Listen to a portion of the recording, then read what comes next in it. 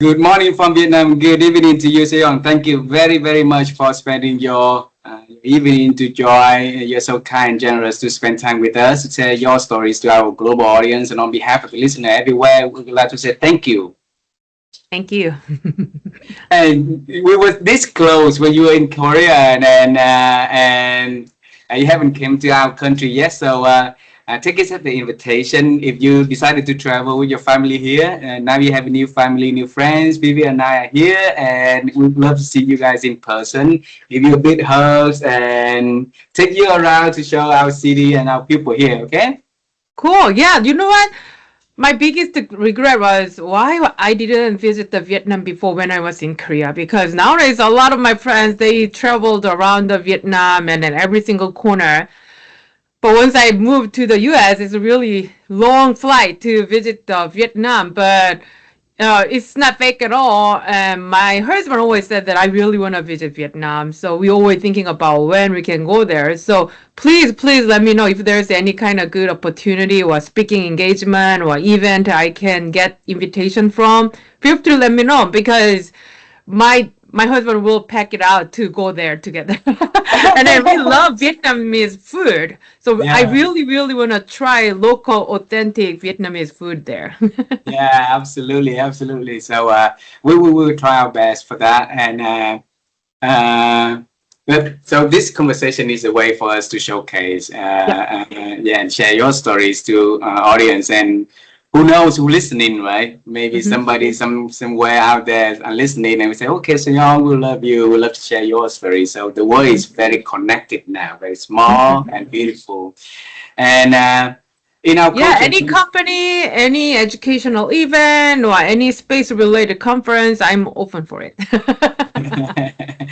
and in our culture, it's very honor if we can have you to share a little bit about you for our audience. Would you please do that for us? Mm-hmm. Yeah, so where should we start? And then, yeah, selection process. Actually, frankly speaking, I've never dreamed to be an astronaut in my whole life because I don't know how close we can relate to each other, but when I was a kid, we didn't even have a space agency in Korea. And the fly in space, being an astronaut, it's more like American and Russian story, not the Korean story. So I don't think that might be the kind of dream we can dreaming about. So I've never thought about it. And then even if we watch the movie or Star Wars or any kind of SF movie, every single astronaut does not look like us. It's a kind of more like a white Caucasian grandpa kind of figure. It's the astronaut, not us. So I can't even dare to dream about it. But in the middle of my PhD program, I read about the newspaper article. Korean government also considering to find an astronaut to send to the ISS and with space experiment. And that was really interesting to me as an engineering school student. And engineering school students, we always thinking about the machine and space and kind of systems and kind of like that.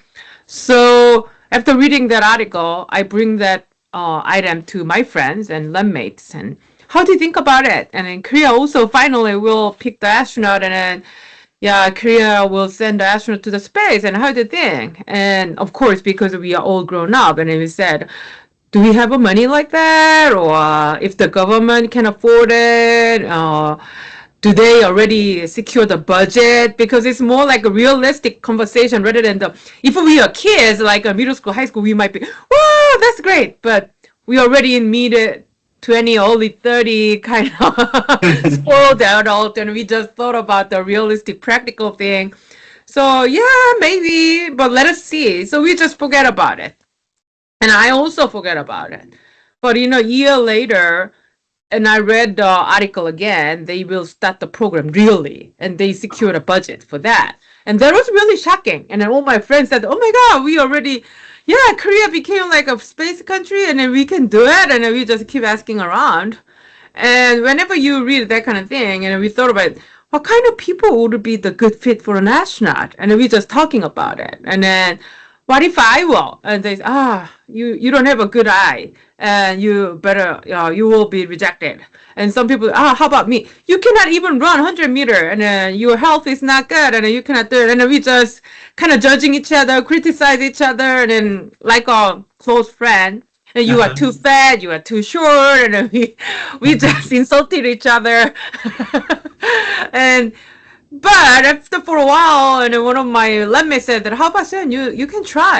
And I said, can I? And yeah, you are smart enough and healthy enough. You run every night, 5 kilo, and you are healthy enough. And then maybe among the girls in this kind of engineering school, no one healthy like you, and you are very athletic, so you might be have a high probability. I said, really? I don't think so. And then we just talking about that. And some of my friends are working on the military service, so they cannot do any other thing. And they said that, Soyeon, you don't even have a military obligation, so you are free person, so you can apply. And then we're just talking about it. And yeah, and also, as always, whatever topic we talk about, we just forget it. But after several months, Korea really announced that whoever wanna be an astronaut, you can apply for a selection process. And then I read it. Oh, maybe I can at least try because I wonder who will be the final. And if I really want to know what kind of people will be, best way might be the apply for that, and then I can meet the real people, and then maybe I can be a friend of the who will be selected as a final. So yeah, my pure motivation was just wondering how's it going on because Korea never had that kind of process before. We didn't have any selection process like that. So it's a totally from the pure curiosity I applied. And my goal is to be the kind of first step or second step. And then once I succeeded to making maybe first stage, would be the good line of the resume to apply for my postdoctoral job or something. Because yeah, so pretty much I was the really realistic and practical person. So at the time, what if I can survive until the first stage? And I really, really want to come to the US for my postdoctoral researching job. Uh-huh. And I already knew that there's a lot of smart Asians out there who will apply for a job. And Chinese, Japanese, Vietnamese, and Koreans, they always have a perfect GPAs and high TOEFL scores. And yeah, you know a lot of the smart kids in Asia. Yeah, everybody's good at math. Everybody's good at science. So when I read the astronaut selection process, oh my God, that would be the really good differentiate thing because all of the Asian kids are pretty much the same resume. But what if I have a one line of the resume, survived until the certain stage of the astronaut selection? It might be kind of attractive to the American professor in engineering school because Uh-huh. all of the Asian kids' resumes are so boring. They don't have any fun thing at all. So yeah, that's my first motivation. And then I told even my friends, and then yeah, if I can make a 1%, because there was a 36,000 people applied. So to be the final, you should beat the probability one out of the 36,000 people, and it's less than a 0.01%. So if I can make a final 300 or something, it's less than 1%. And then maybe it's good enough to kind of write on the one line of the resume. So yeah, that's my pure motivation to apply. But went well really much more than I expected. Yeah, it is a really fun process. Wow. Wow. So you introduce so inspiringly, and it make us want to travel time with you. So let's travel time together. Hmm. When Vivian was little, she wanted to become a singer. Okay, Oh. Hmm. and she sang, but then she realized that singing is not a path for her. And for Hmm. me, when I was little, I was born in a city called Da Nang City, so it's small, it's poor, and that devastated because the wars happened there. So so my right side of the house is a graveyard. In the back side, the graveyard. In the left side of the house, also a graveyard. So everything next to my house is like graveyards, right? Hmm. And we had electricity one night. The next night we did not have electricity, so it's dark. And on those dark nights, my dream when I growing up is to become an astronaut. I really wanted to Oh, go to the moon and enjoy the beautiful shiny moon up there, right? And that's life taken, beautiful. Hmm. yeah, so life has taken me to a very different path. And on this path that Viv and I have been doing together in the past 4.5 years, we interview a lot of astronauts. One of them actually went to the moon, and then now we interview you, also the person going out of the the Earth atmosphere and go to the space, right? So we want to travel with you to when you were little to figure out what was your dream when you're growing up, and what is that you want to be, you want to become? Yeah, So what do you? I grew up pretty much a similar environment that you had, huh? Actually, Mhm. I grew up in a farming community. My father was working for the Farmers Association. So my backyard is a rice farm, and my side yard is also rice growing, and left is they are growing the tomato. So I was surrounded by all the farmers. And then sometimes even my Korean friends, they cannot understand my environment because they grow up in Seoul. But I don't grow up in capital city. I grow up 4 hours away from the capital city, Seoul. And sometimes my friends said, is there that kind of place? And of course, in Korea, there's a lot of place. We are living with the farmers. And then my case is, yeah. And we don't have any person who went to the college before. So I was the first ever person in my family who went to the college. And we always have a flooded every summer, so water comes up until the waist, and then sometimes when I was a kid, water comes like that, and then you know what? Number one, my dream is to move out of that small poor city because I don't want to be flooded in the summer. Every time summer when we had a typhoon, water goes up. Of course, when I was a kid, it was fun because play with the water, even if it's the dirty water, it was fun. But my mom and dad, they are so busy to move everything out and then cleaning out. And after for a while, I just asking myself, why we keep living here, even if every summer we have a problem. But after for a while, once I became a high school and a middle school, I realized, that's because of the money. We cannot afford to move up to the higher enough place. So my number one dream is to move out of that place and living in the high-rise apartment to be safe from the water. And yeah, so you know what? Surprisingly, when I got my paycheck and then saving the money at the very first time for 3 years, first thing I spend that money is the buying the apartment for my parents to move up to the 13th floor. They've never worried about the typhoon ever, never, ever at all. So yeah, I grew up like that. So at that time, I even doesn't have the luxury to dreaming about anything. Just go to the high school and just go to the college and then getting a job to get paid and then finding the place, leave all family together. So yeah, of course, sometimes I'm thinking about to being a president of the Korea, or sometimes I'm thinking about to be judge in the court because when I watching the movie, Judge is doing the wonderful job to taking the criminal, put in the prison, and then saving the innocent people. And but I realized that at the end of the middle school, I realized I'm not good at the literature. I'm more like good at the math and science. So that lead me to go to the science high school. It's a government gifted program.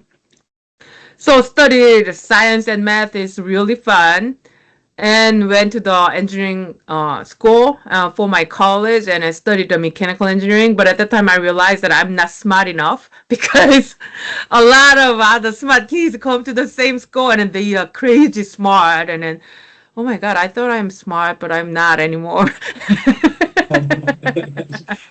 Yeah, so yeah, I change the dream almost every day. When I watch the opera, I really want to be an opera singer.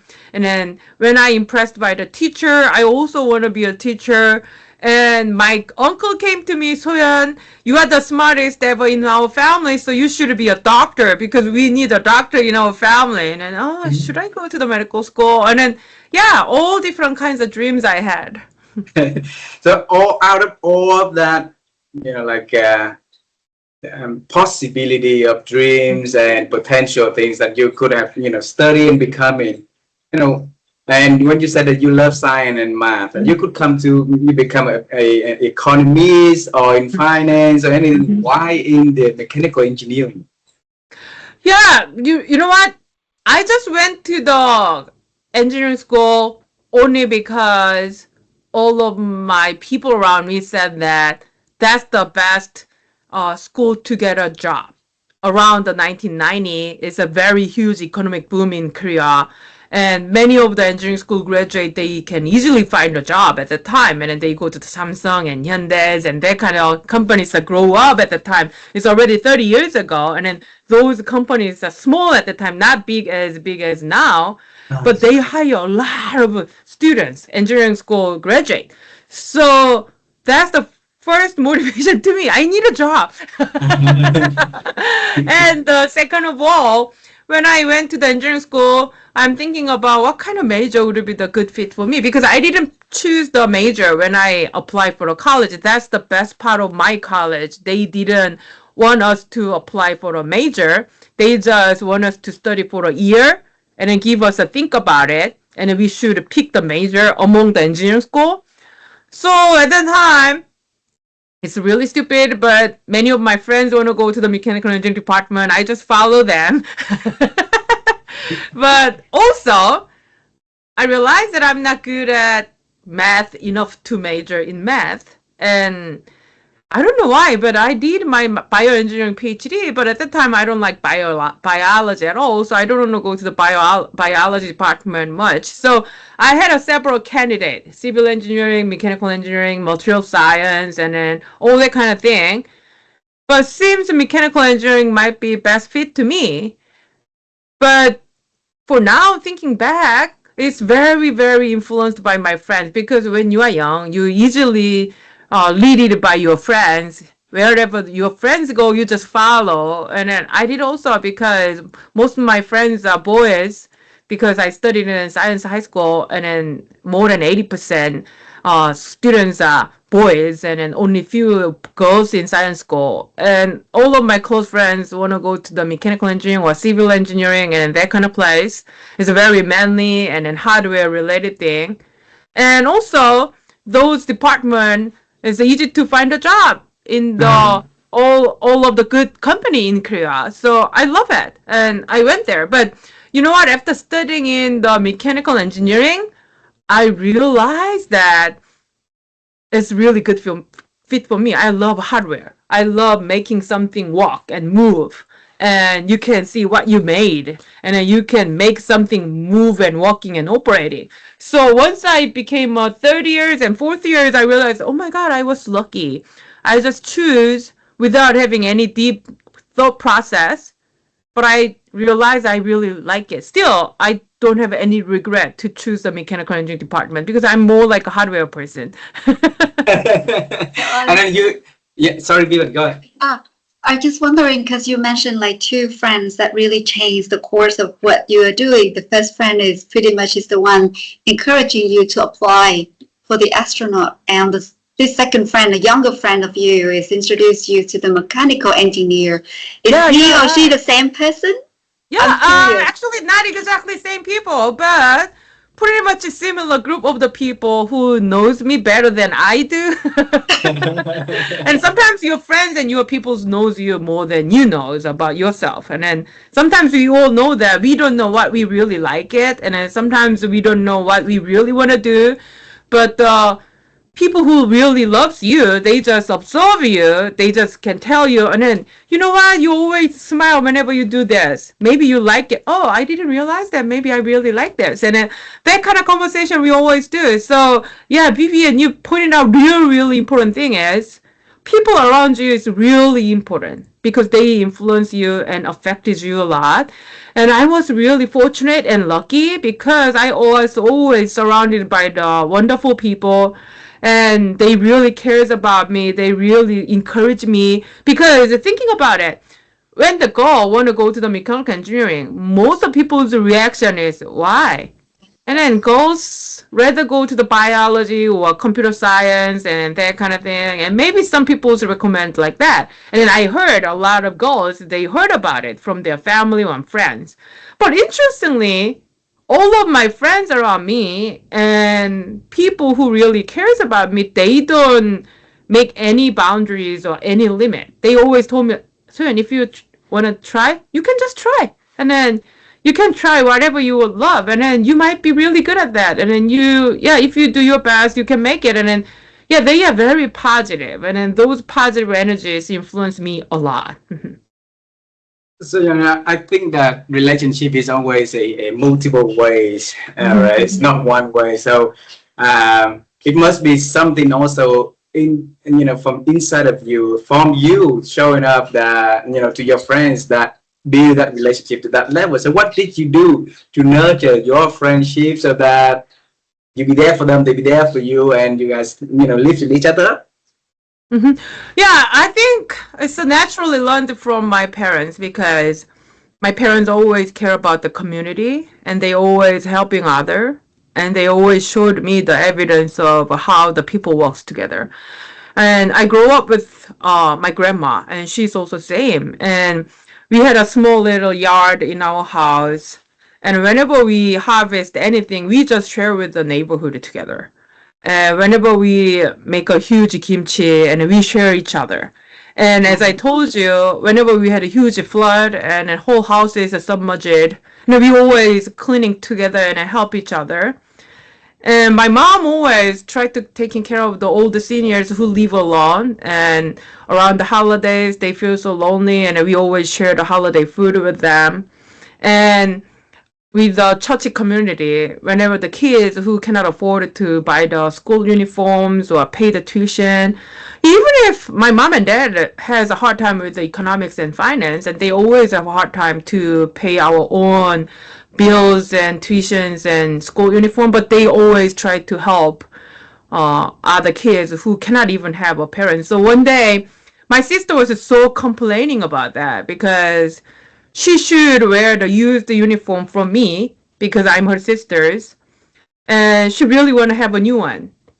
But my mom buy the new one for the kids who doesn't have parents, and my sister should wear the used one. And then she just complaining, how can you buy the new one for the totally strange girl, but you don't buy for me? And then why I should wear the Soyeon's uniform? It's already wrapped and used. And then my mom said that, told my sister, I still remember that. And do you want to have a new uniform without a parents, or you want to have a used uniform with parents? And she cannot answer at all. Yeah. So those kind of action always inspired me indirectly. At the time, I didn't realize that, but whenever the people like you or interviewers or friends, they ask me, so how do you starting to care the people? Why you always focus on the people around you? And I just thinking back, what makes me like that? And then that's from my parents, and they always care about the people who need help or who in need. And then that indirectly and directly affected me a lot and educated me a lot. And then I got to know the value of the working together and the value of the community. I think that's from parents and families and community I grew up, I think. It's a beautiful culture there. And that culture is never wrong. It's helping people to, see one another as human beings with the deepest level of care. You mentioned about that word of wisdom from your mom. Talk to your sisters, right? Yeah. Why don't you share a piece of wisdom from your father talk to you that you still remember about it up until today? My father's influenced a lot about my engineering background and career because he worked in the Farmers Association as a banker for more than 30 years as a banker. But whenever I watch my father, I feel so grateful because he chose that job only because of his family. Thinking about his interest and curiosity, if he really wanted to, and then at the time he would go, if he can afford to go to the college, definitely he will pick the engineering because he loves to fix the cars and fix our boilers, and we are always working together. And then my dad always fix my toys and fix my bicycles, and we always work together. And nowadays I look back, even if my dad loves those engineering, why he picked the job as a banker? But he only graduated from the high school. He would never go to the college only because of the poverty. and he cannot afford to go to the college. And then at that time, best job ever to taking care of the family was to working in a bank as a high school graduate. So he picked it. And then he never complained about it, working for that job more than 30 years. And then I realized that, oh my God, not because he loves it, but because he should do it. He just get that job and taking care of the whole family, not only our family, but also his sibling, because my father should take care of his brother and sister as older brother with a really, really poor family. Sometimes my uncles live with us, sometimes my aunt live with us, sometimes my cousins live with us because of that. And that he inspired me a lot about how to fix the things. And then maybe picking the mechanical engineering department is from my dad, because he is a nature-born mechanical engineer. He've never practiced like engineer before. So yeah, all those kind of things. And then try to find the problem together and analyze the problem together and then solving the problem together. Interesting thing is, he always did with me. Even if I was the 5 years old and 7 years old, little kids, you know what? Little kids always bother the job rather than helping the job. But he always included me as assistant, and then he asked me, Soyeon, go and check this, and then Soyeon, you should bring this, and then Soyeon, hold this, and then can you check the leaking over there? And then yeah, we always work together. So that is a huge thing from my father. So it's not just parenting, but also mentoring and coaching you along the way, right? And you mentioned when you decided to go to mechanical engineering, this go against a tradition, you know, not like a very typical tradition back then, looking at women for, you know, educations. And I don't think it just happened in Korea. It happened also in many other countries back then. And then you pursue, you know, for higher education also. So what did your parents say, or the people around you say, when you decided to, you know, go for master and go for a doctor? Yeah, but thankfully my mom always said, I respect your decision. So follow your dreams, follow what you love. And that's the biggest thing. But she felt a little bit sorry for that, because she will never go to the even middle school, and she doesn't know how's the college working, how's the graduate school working. So she said that, so we cannot advise you because we've never been there.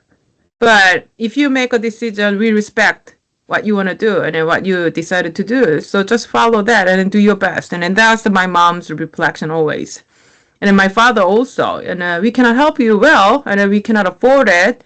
But if you find a solution and to do that, and we definitely support you. So yeah, I always try to find the scholarship programs and grant programs. And my mom always said, how can you get the money? And oh, mom, there's a scholarship program. Oh my God, how could you find it? Because I know I should find it. And then yeah, that kind of communication always coming and goes. And then at some point, and then my mom even doubt anything. And then if you want to do it, you just do it, because you always make a right decision. And then yeah, I got huge support from my parents. Yeah, so yeah, I feel like you walk into the unknown many times of your life. The first time is pretty much is that you are moving from the suburban area to the city place to avoid all the flood, and then you go into the doctoral degree in mechanical engineer as a first member of family and the first woman going to the space.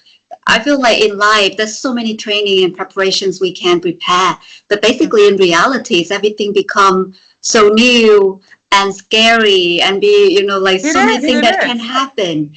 How would you go through all of that? Yeah. Would you please give us some advice? Only because I had no idea I can do it. If I know how tough it is, I might be scared of it. But I was too ignorant to be scared of it. You know what? Nowadays, all the kids who knew partially, they feel scared of it. They knew too much sometimes. And they got information too much. They don't have to know even, but they got to know anyhow from the YouTube or internet or influence of the parents. Sometimes kids, it's okay to be ignorant. That's the source of their courage and being brave. So my case is, if I knew how tough it is, I might not try. I might be scared of it, but I was way too more ignorant to be scared of. So I just try it. Yeah. Uh, I think young and ignorant, right, it actually has its power. I try to imagine to live in your shoe as a little girl from a small town, 4 hours outside of Seoul, come to a huge city, and now you have to learn a baby steps to apply for scholarship because your family could not afford it for you and could not advise you on that. In the city, that bit of the world, what did you do back then to not only to survive but also to thrive and looking for scholarship that can help you to pave the way, pay tuition, pay for your daily livings? What did So you you know do? what? So I feel so grateful because around the late 1990 and early 2000, Korea is growing really, really rapidly. And they are building the new education system. They are building the new scholarship program. So at that time, if you try to find the resources are everywhere. And then at Oh. the time, we didn't have internet and we didn't Mm. have SNS at all. So if you are physically close enough to find the resource, that's really good advantage. But thank God, I got admitted to the best engineering school ever in Korea, and that is the biggest, the highest ranked in Korea. And then if you are in that school, most of the resources are around that school. And then most of the grant and most of the scholarship, they always recruiting our school student first and then spread. So yeah, big huge opportunity is thanks to being in that school, and then not in Seoul but in Daejeon. It's 2 hours south of the Seoul, but very specialized for the engineering and technology program, and they are trying to kind of nurturing a lot of young kids who will be engineers and then build the country's future, because most of them, my friends are kind of building block of the Samsung and building block of the Hyundai and then building block of the LG, because yeah, late 1990, and many of my friends get a job from there. They are still there, and then they became an executive, they became a senior manager, kind of like that. So first of all, I feel so grateful that I was born in exactly that time frame. Mhm. And I feel so grateful at that time education system was open to me, even who grow up in a really, really rural area, because nowadays modern society, if you were born in a really, really poor area, it's hard to get the resource and hard to get in the good school. But in the way of the growing the country, that was a perfect situation for me. If I were the kids in that exactly same town right now, I don't think I can do it because it's totally extremely separated, and poverty and rich is totally separated nowadays. So it might be hard, much harder than before. But at that time, is yeah, more doable, and I got huge advantage. So I feel so grateful and also sometimes sorry for the kids who are growing up right now. I I I I think if you born in any age, any time, you have the capacity inside of you to explore and you will make it. And I share with you why we saying that. Okay, uh, throughout our 1,200 conversations with experts in 100 countries in all 7 continents. So last year, Vivian and I sat down together with help from researcher and to really dive in deeper into each conversation, figure out what made these people amazing. And we came up with an idea that both of us are working on what now we call Newness Intelligence. So these people are not afraid of change. They're not afraid of something new. They have what you call in here is young and ignorant, just to get into that newness, to figure out what it is and what is on the other side of the mountain, right? So you have it inside of you. You go into the school and you just follow your friend, but you get into it and then you figure out, and what you can do it best. And for example, like you saw the news about the Korean space program, and that is new. You had an idea. That idea sit with you. And maybe that idea will sit with someone for a little while and it's gone, but it sit with you, it revisit it with you, and the third time then you apply for it. And in the book called Big Magic written by Elizabeth Gilbert, and she says that is the idea comes to you.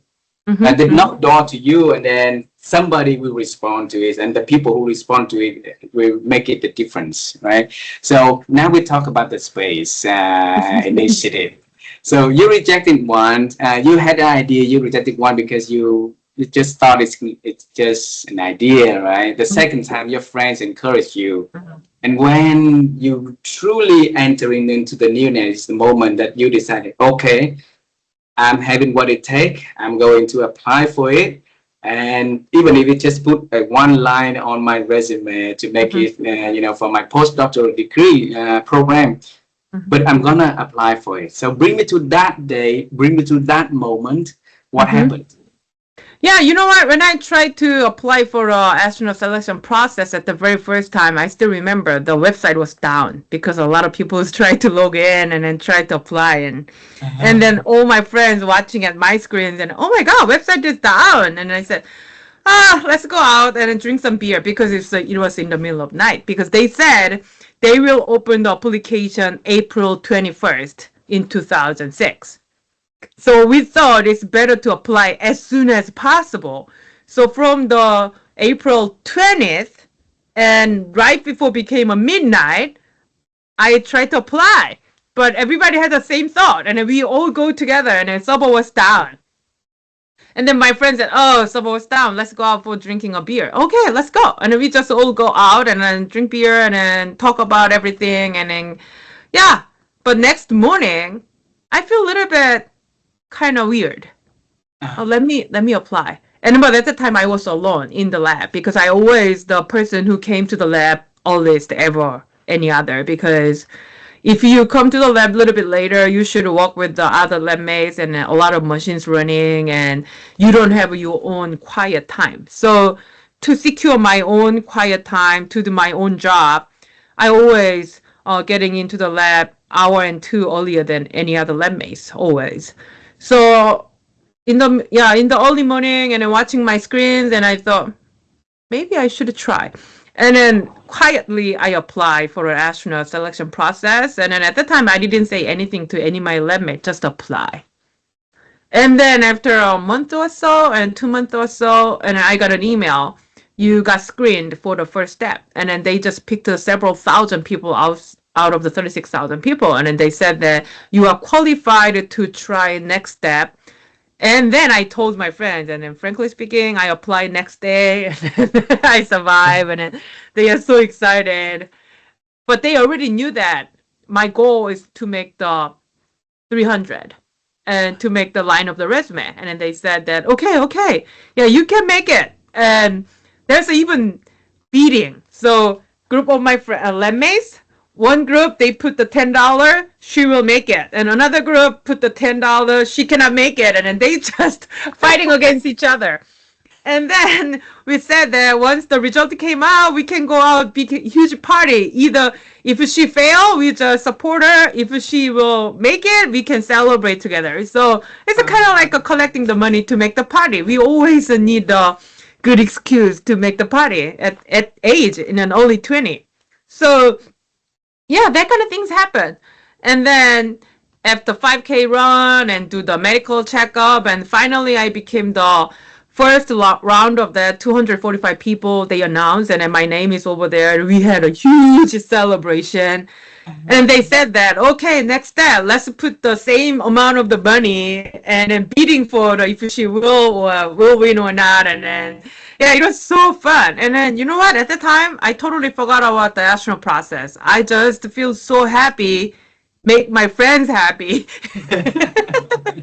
And they are so excited to watching the process.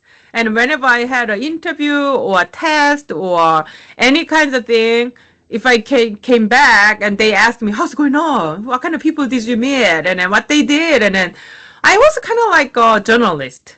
So whenever I go to the selection process, I just look and close and observe and meeting the people, talking with a lot of people, and then bring those stories back to the lab. And all my lab mates always enjoy listening to me, what I did before. So yeah, that was really, really fun. Wow. And then from the first round, at 245 people back then, I think you share on one of the videos that we saw is like all of your friends were kept quiet and kept it secret from your Yeah, professor at the yeah, lab, yeah, right? yeah. And then Yeah, once eventually, I became a 30, uh, I cannot help it because once I became final 30, the CARI, the organization who taking care of that, they told us your face and names will go onto the newspaper. So I cannot keep secret anymore. So my mom and dad, my advisor, they didn't know until then. Yeah, I don't want to tell my mom and dad also because they are waiting for my PhD is over and then get a job.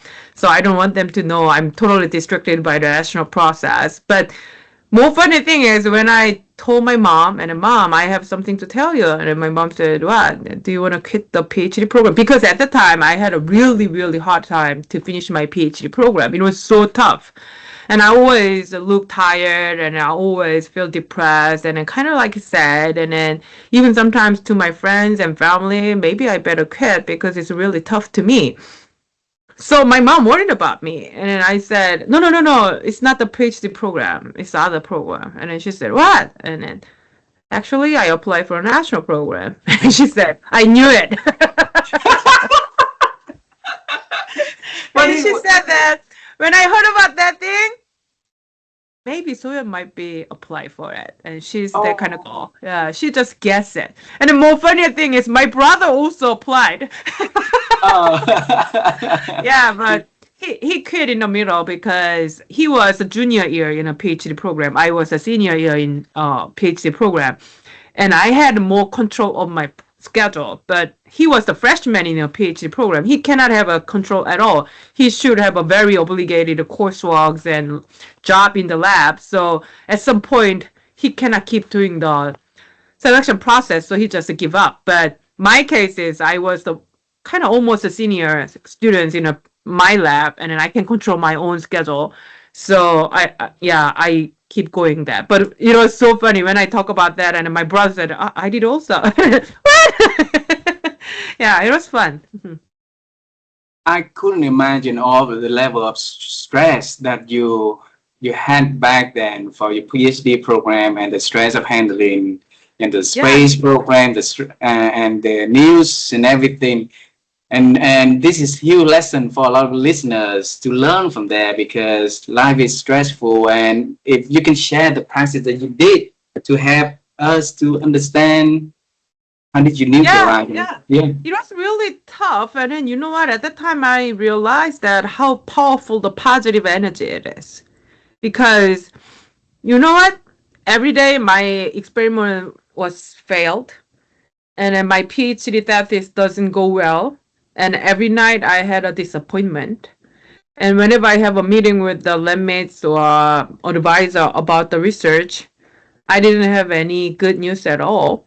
And I almost thought about should I quit it? I'm not a right person to do the PhD or something. And then can I even get a job after this? Or what if I quit this and then maybe I will be a loser or something kind of like that. And then that kind of thoughts are everywhere in my brain. But funny thing is, once I got survived the first stage and second stage, and then those good news came to me with the astronaut selection process, and then that gives me some kind of inspiration. And then what kind of inspiration it is, kind of like that.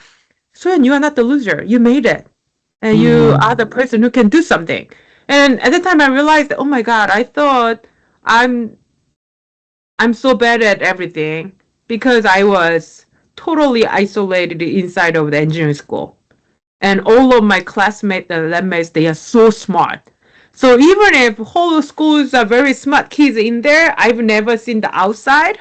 I felt like I'm the stupidest ever in the world, and I'm totally miserable in my work, and I was totally isolated in there. But for the astronaut selection process, I get out of that. I can look my place more objectively, and I did something and I get the good result. And I realized, oh my God, I'm the person who can do something. I'm not a loser. And then those energy bring back to my research. You know what? Funny thing is, because of the astronaut selection, my schedule was much packed and much busy. So theoretically, I would have been not good at my research. But those positive energy making work better. So my experiment result even getting better. Yeah. Even if I was totally distracted by the astronaut selection process. So I realized that, oh my God, it's not the matter of how much time you put in. It's the matter of what kind of energy you put in. Yeah. So before astronaut selection process, I spent almost 20 hours a day in the lab. But at the time, no result at all. But when I follow the astronaut selection process, I can barely make a 12 hours or 8 hours a day and to go somewhere to take a running and to go somewhere to take an interview in the weekend. But I bring the positive energy and then more like hopeful energy. And then my experiment result and then that is going much better than before. And then nowadays, so I told my mentees and then do something else. Don't submerge it in that place, because if you are too much focused on that, you will totally miserable in that kind of situation. Those situations will eat up you and then you cannot survive. So do something totally different thing and then go to the mountain or listening to the music or learning the music instrument. And if you can make a music well, oh, I'm the person who can do something good. And or yeah, so I always recommend people to do some kind of hobbies or other things to make you feel a little bit more happier and positive, rather even if your job is not going well. So yeah, astronaut selection process saved me a lot, not only becoming an astronaut, but also from my PhD program. What you just mentioned is exactly the power of newness right there. Mhm. So you say do something differently. I know it now. You see me up and down with some writing notes in here. So do something differently, and then that newness will give you a new lesson, a new feeling, and new emotions. Mhm. And for in your situation, you're starting to do everything more productively, more system. In the better way. Also, you know, one out of 36,000 candidates now we will be becoming the top two. Mhm. This close, right? That little Soyeon wants to move out of the town, the small town. Now she has this close to go not only out of that little town, now out of the space also, but as a second person, Mhm. not yet in the first person. So Mhm. what did you tell yourself every day for you to keep motivating you to continue the path? Why the You know whole what? yeah. Even becoming a backup was the great thing to me, Ah, because yeah, when I heard that I became a backup 6 months before my flight, at the very first time, I feel a little bit disappointed because I really want to fly. I really want a primary crew. ah, But just in a second, I thought about how about the all 306,000 people watch me? They ah. cannot even come this point. But I made almost the end of that. But if I feel disappointed, how other people feel so disappointed on me? Because you made it even out there. We cannot go even there. You should be grateful for that. So I feel so thankful. And then I thought like it's not right to be depressed or it's not right to be sad, because I could come much more than other people. And then I should let other people know how they're becoming a backup, how you can do your job better as a backup, even if you are not a primary. So at that time, I still remember the time when I had an interview with one of the journalists who came to me, how they feel, Soyeon, and then you might feel disappointed, and then what you want to do after that, because you will not fly, you are just a backup. And I told them I want to be the best backup crew ever. Because I'm the only Korean backup astronaut. Yeah. So I don't have energy to waste to be sad only because of becoming a backup. I should do a lot of things, and then I feel so grateful that they don't kick me out of it. Even if I became a backup, they just keep allowing me to training until the end. And they just give me a chance to be a primary after 6 months. Because Because most of the orientation program or most of the kind of American Idol program, once you just fail, you just kick out of the program, right? You cannot keep doing. But in that case, even if you became a backup crew, you just keep having a exactly same training until the end. Yeah. So what a grateful thing, and then what a wonderful thing. And then you can keep having the training, you can keep experience the kind of all the process as an astronaut. Of course, at the end of the program, you cannot get in the rocket, but anyway, you are the most farthest ever person who go, except the only one person. And then all the 36,000 people that are behind me. And then that's the gracious thing, and that's the wonderful thing. So I don't think it's the right to be sad or disappointed. I think that's the one of the things to celebrate. Not only 36,000 people behind you, it's the whole, uh, the whole population of Korea and also behind you for that movement. Also, Yeah. it's the first time you will have had the Korean space industry like a program, right? Yeah, and then also, you know what? Astronaut's job is not only just to fly in space. Yeah. It's just a part of the job. Most of the job is you should share the experience. You should share how it goes. And then you should let the kids who inspire to be the engineers and scientists. So being a backup has a lot of opportunity to inspire the people and taking, so you can share the experience as a astronaut candidate, and you can explain about how things are going on and how the system works and how the technology works. So still a lot of job. It's not the failure. It's not the losers. So yeah, at some point, some people ask me, yeah, you became a loser. No. I don't be a loser. I'm the winner to be the backup crew. Yeah, it doesn't mean the loser. It's not a 1-0 game. Yeah, it's the things you just keep taking the experience on the way. Yeah. Bring us to the moment a month before the launch day that you move from the secondary plus the backup to become the primary. Yeah, right. Bring us to that moment that you receiving that notification or the notice for. Yeah, it is very mixed feeling I had because it means one person's a very big, huge down because the primary guy, my primary guy, he should make it down out of that. And of course, it's the big, huge good thing to me, but big, huge bad thing to him. So I try to not to make a big, huge noise because it's not good for him. So I still remember one night, and then the announcement happened. It's in the middle of the evening, and then a lot of Russian instructors and then my Russian friends they come to my room and knock the door and then bring the confetti and it's congratulations, and I said, shut up everyone, be quiet. And then they said, why is the things to celebrate? You know what, the guy who right next to my door, he feels so sad, so you better not doing that. And then just to come in, don't do it the whole way, and then come in. And they said, why are you scolding us, and we are here for you. I know, but somebody feels so sad, we better not do that. So, and also a lot of newspaper articles going on and what's the problem of him and how's it going on, and there's a lot of scandals going on in Korea, and many of the Korean people doesn't know what's going on, and they having some fake news and suspicious things open. It was so confusing to me. Is it something I should like it or I feel embarrassed? And then it's totally chaos to me. And I feel a little bit exhausted also, even if I will fly, but is it okay to be happy or not? Is it something I should like it or not? I feel so confused. But you know what?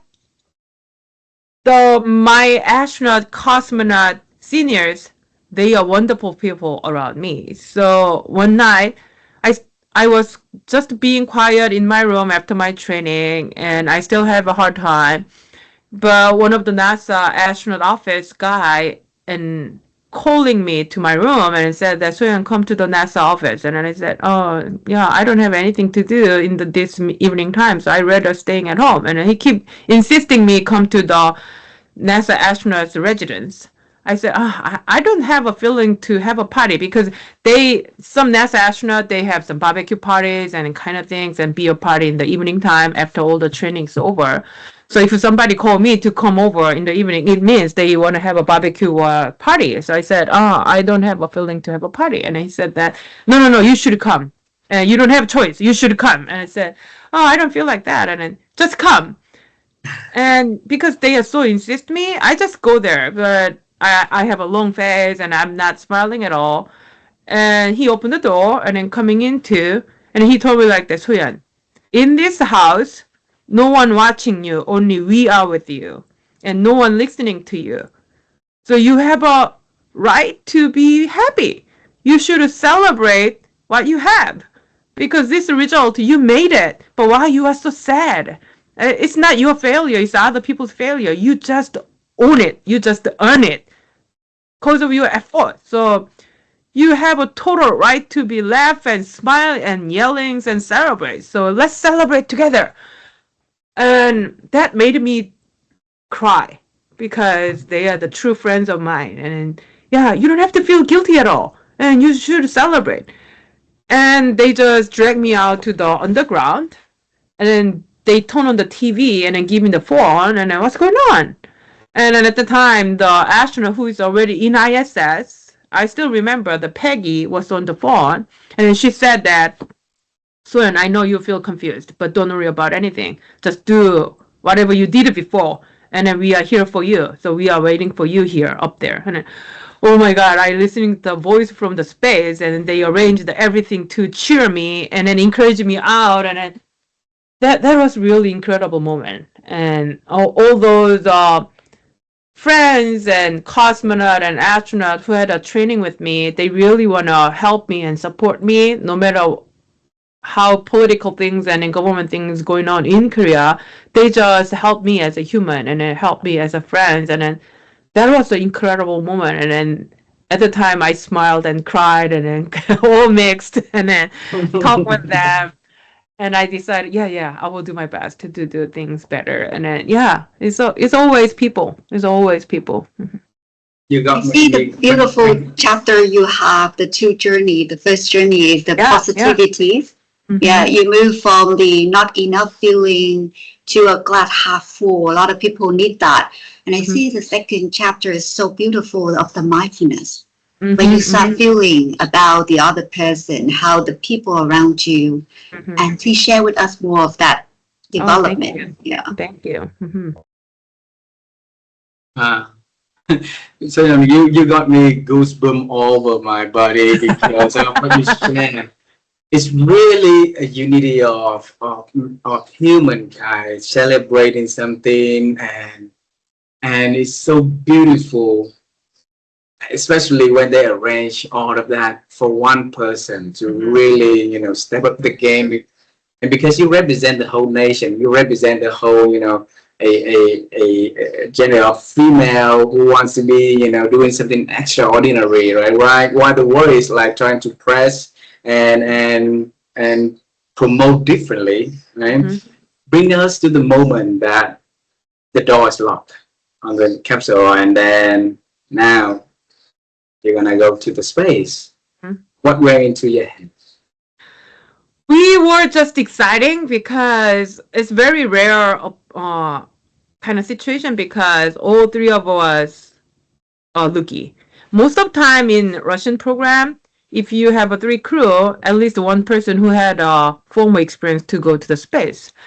But in our cases, my commander who assigned for the former space flight before, but during the perestroika and then Russia has a really, really hard time and they canceled the one cruise. So he flew almost more than 10 years later again. So he had a big, huge story. And my engineer, Russian engineer, also, he originally assigned to the other form of flight, but it's canceled. And then he flight several years later with me. And in my case, I also became a backup. And then finally became a primary. And then we all three has a very interesting story before. And then almost couldn't fly at all. And then make the flight and then inside of the capsule, three of us together. But in the middle of the preparation, my commander's spacesuit had a problem, so almost our launch was canceled, but finalists made up. So it was very emotional, three of us. And then even in the middle of the problem, we thought maybe we are not the people who meant to be not fly at all, because we just come up here after all the hard time, but just spacesuit has a problem. What if our launch is canceled? Maybe we cannot fly again. And then we say, but all three of us agreed each other, we cannot give up. And so we fixed it, trying to find a way, and then checking out everything, and then convince the mission control we are ready to fly, and finally launch it. Because we had a lot of story like that, so we just yelling each other, "Oh my God, we are going!" And then, "Oh my God, it's going!" And then, yeah, that was really, really full of the excitement inside of the capsule.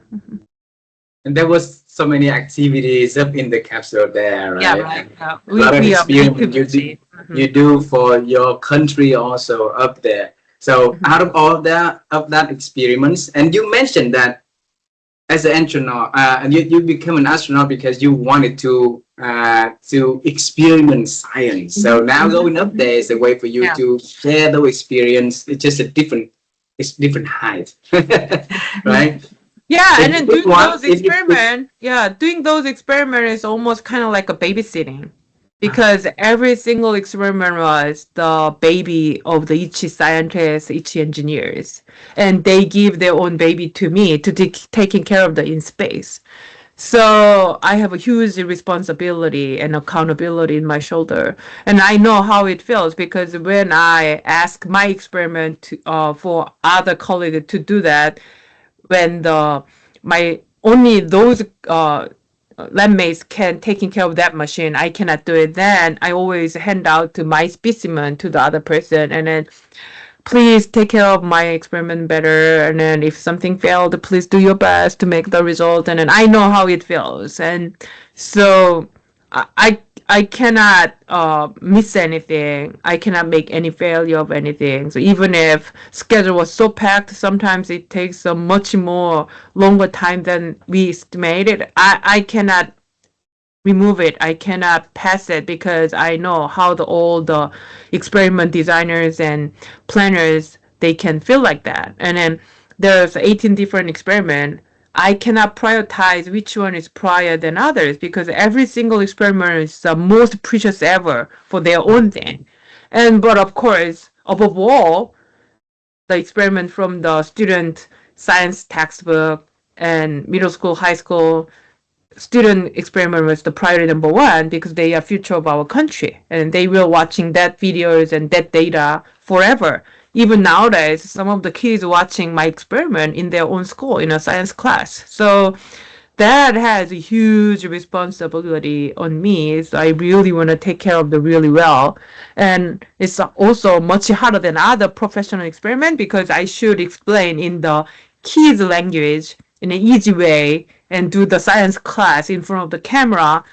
Yeah, nowadays I'm kind of feel more comfortable talking to the camera, but 20 years ago, we don't have a YouTube, we don't have a Facebook at the time. And then talking to the camera was so awkward and hard, but I cannot help it. So yeah, I feel so happy and honorable to do those science experiments for the Korean students. I'm definitely with you for that, because recently I when the Artemis 2 launched to the moon, right? I share my interview with Charlie Duke. Is the youngest man out of the 12 who came to the moon. Yeah, one executive from Citibank, he's a global executive, texted me on YouTube, and he said that he collected every single, NASA related to, the Apollo missions and the stories when he was little, and he was dreaming about, Charlie and all the astronauts. And he texted me, he said, "Thank you so much for sharing the video." And I was like, oh my God. So I'm sure there's, like a lot of kids, not just in Korea, but everywhere, when, look at your experiments and dreaming about the future they could become. That's very inspiring.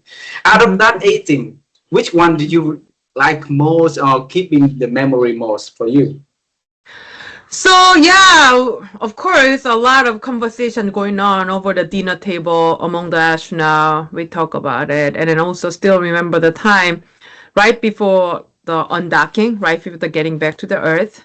Now we should finish it all the experiment several hours before the final time. And then certain hours we don't have anything to do because everything's packed. Go back and everything's already done. So at that time we just had a dinner and then having some kind of farewell party together. And my colleagues asked me to sing, so I sang the "Fly Me to the Moon" over the dinner, and then we had a farewell party, and then that was really fun and very relaxing. Finally, we can have a relaxing time after 11 days all the way. But I feel a little bit sad to get back because some of them are still in ISS, only 3 of us going down. And I really want to stay several days more, but I cannot do it. So if there's any place I can hide, I would love to hide. Yeah, so yeah, most of the time I spend with my colleagues and friends, and that's the always memorable moment, even in space. So you sing, we listen to your singing. You sang really, really well. So yeah, that's coming from your parents or something that you learned yourself. Maybe from my mom because my mom loves singing and she loves music, and she's been a choir member in her church for a long time, and me too. So of course, after being an astronaut, I was so busy I cannot do it. But until then, I always volunteer for the church choir wherever church I attend. So yeah, I love singing, and wherever I feel sad, wherever I feel happy, I love singing. And thank God, my husband also loves singing. He's even more enthusiastic than me. Even right after waking up in the morning, he just starts singing in the bed. So yeah, I love singing. Yeah, I'm not good at, but I love singing. Yeah. He was interviewed by hundreds of mom and dads that when you shared at the Museum of Flies, right? That your husband now, but back then was your boyfriend, were interviewed by so many people. He got intimidated by that. So Yeah. what did he say to you after all when you guys decided to marry together about that You know incident? what? He never treated or considered me as an astronaut. He more like treated me like just a Soyeon and then just a girlfriend or a wife. And that's the best things I really like that. And it is great because he grew up in US. He never heard or watched the Korean newspaper or Korean news that. So he even doesn't know if Korea has an astronaut before, even if he's a Korean American. So when we met first time, he had no idea who I am at all, even if some Koreans already recognize me. So yeah, that's the kind of starting. So even nowadays, sometimes he doubt me, and then how could you survive in space even if you are that clumsy and then troublemaker? And I know I'm a troublemaker. And then well, yeah, one day, you know what? The very funny moment is when he had kind of chatting with his friend because he's a medical doctor, and then some of his friends also medical doctor, and he said that, you know what, the reason why I decided to marry with the Soyeon is because for selecting astronaut they did really serious deep psychological test, so she passed. So I was pretty sure that she's not crazy at all. But you know what, as a wife she's always crazy. Forgot to tell that part. So now you've been to the US for how many years? 12 years? So, yeah, 14 it's years? already almost a little bit more than 10 years. Yeah. Wow. And you carry your share on our Newness framework, we mentioned earlier, the Newness Intelligence, there's the letter S, and there are two letter S's, right? One of the letter S is share your story. So thank you so much for being an inspirational person, share your stories, and then help other people to learn and to dream about the future also. We just have two last questions for this conversation. Okay. Viva and I, we always love to help people to improve their ability to think. And the reason for that is there's always, there's so many things that impacting our ability to think these days. Those noises out there will not help us to think better, but just have, make us diminish our ability to think. And every chance we have a conversation like this is a wonderful opportunity for us to explore how amazing people expand their thinking. And it would be wonderful for our audience to learn from an astronaut, an engineer, a scientist like you, to share your secrets behind thinking. So, Sion, how have you been expanding your abilities to think over the years? Oh, that's really interesting question. Expand ability. I don't know. I've never thought about in that way. I just whatever I needed to do, I just try it. Whatever situation I should push more, then I push more. And I'm kind of like an adaptable person. And depending on the situation, I try to adapt to that situation and do something rather than the complaining about it. Because if something happens, some people just complaining and do nothing, and it doesn't help at all. But my case is whatever better things happen, try to adapt the situation and solve the problem rather than the complaining, because we don't have any energy to waste to complaining or mad at that. And I really want to use my energy more like a productive way rather than the wasting way. So yeah, that's the one of the kind of expandability and checking the situation and checking the resource, what I can take advantage of, what I can use of. And yeah, more like a yeah, sometimes I'm too cold because some friends of mine said that, and you are way too cold, and then just thinking about the situation and analysis the situation and then try to find a solution. But someone should do that. At least one person should do that to make it things going. Yeah, if everybody's emotional and then nothing happened. So of course, some people who is way too emotional, they support me emotionally. They support me psychologically. I feel so appreciate that. So I don't even complain about that. So every single people has their own ability and their own capability. So I believe world is kind of doing the 1,000 pieces jigsaw puzzle. So somebody should be the corner, somebody should be in the middle, somebody should be the side, and then we try to find how to work together and then make a big, huge, beautiful kind of photo of the jigsaw puzzle. So I'm that kind of people who do the corner with the analytical thinking and solving the problem. And then my friends is an emotional supporter who's crying and smiling and supporting even if totally non-functional. And then we should all work together. And so that's how I expand my ability over the situation or behind the thought. It's beautiful. It's a way to bring out the best collective ideas from anyone in the picture. Now we travel time for the last time. Okay, for the last conversation. You, me, and Vivian gonna meet you when you were little. On one of the days after summer, with all the flood that came into your neighborhood, and you know your parents were busy to clean up with your neighbors and everything. So that little girl, Soyeon, was sitting, watching, and thinking that she want to get out of here. She want to get your parents out of here, and somewhere, you know, higher, somewhere that they don't have to deal with all the flood anymore. All right, and that seed of idea, you know, build the determination for her moving forward to do, to work, to apply for a scholarship, to do all of amazing things. And overcome all of these challenges that she's been facing, right? So it's not an easy path.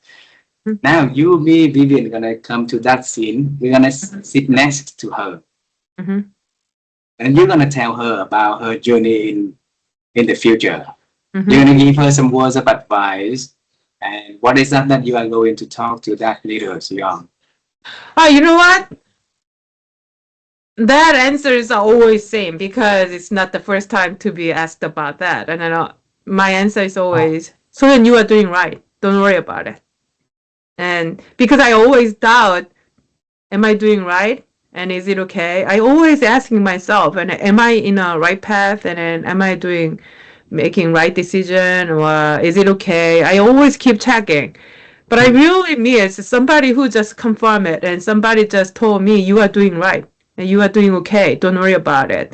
But always I feel a little bit shortage about that thing. Somebody told me everything will be okay. Don't worry about it. And then I needed that kind of thing. So if I met that little girl, I just told her, Soyeon, you are doing right. Don't doubt it. You will be okay. And that's the thing I really want to tell her. Wow, wow. I looked down in my notes and I saw one word. I circled it, but I forgot to ask about that. So maybe I ask one extended question and we end this conversation. That's okay. Okay. Because you live with your grandma back then also, right? And your grandma also play a vital role in your childhood. So instead of talking to so young, now you can talk to your grandma about your journey and anything that you can share with your grandma about the journey that you are going to have. What is it you're going to talk to her? Grandma, she really became a doctor. Because she even called me doctor when I was 5-6 years old. Because she believed I am quite smart. So she always called me Dr. E. But she couldn't survive until I really get the diploma of the doctor. So I can tell her, yeah, I became a really doctor. She's there with you on the whole journey. I don't think she might care about being an astronaut or something. She might more care about the being a doctor. How beautiful she is to call you at 5-6 years old as Dr. Yi, Dr. Yi, and then that's the idea built from the wisdom share for you to come into life with confidence, right? So I thank you so much for coming to this conversation, sharing your story with our audience, with us. We learn a lot from this conversation, and we want to celebrate with you. This is the 18 years after the launch. Yeah, 18 years anniversary. Yeah, thank you. Yeah, and we look forward to seeing you, your family in person. I would love to talk to your husband more about the Soyeon Yi in the different person. Say hello to your family for us, okay? Okay, we'll do. Thank you very much. Thank you very much. Thank you. Have a wonderful day. Thank you Bye. so much. Yeah. Bye-bye. Bye-bye.